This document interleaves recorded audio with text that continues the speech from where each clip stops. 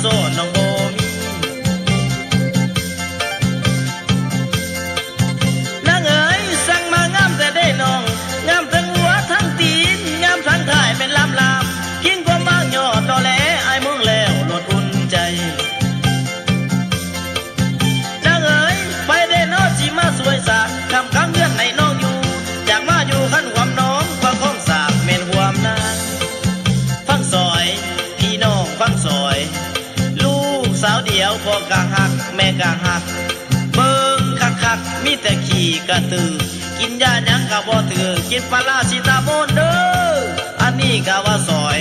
จังหน่อยสิซอยอีก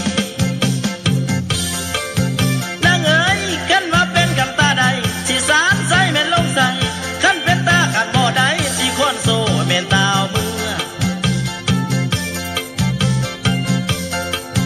นางเอ๋ยอ้ายนี่ใจประสงสารกลางดงกะว่าทงใจประสงค์ขันต่อน้องขันกลางบ้านกว่าว่าเฮือนฟังซอยพี่น้องฟังซอยนกที่และบินข้าม6 นิ้ว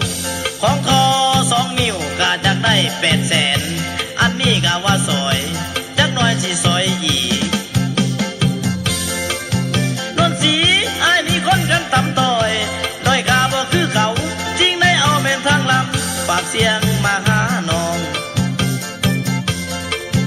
นวลนางอ้ายอยากได้บางได้หลากินหยังน้อมันสิเบื่อ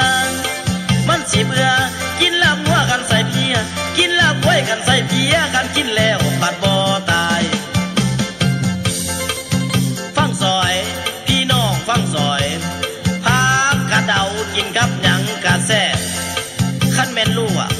อันนี้กะว่าซอย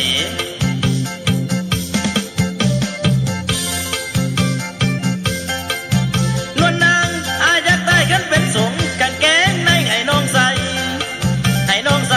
อยากได้เป็นกันเสืออ่องย้ำน้องนั่งกันสวยเขากับพ่อได้เท่าเป็นใส่ดังฟังซอยพี่น้องฟังซอยย้ำลูกให้บ่จักขาดจักดีย้ำผัวสิหนีผัดคัน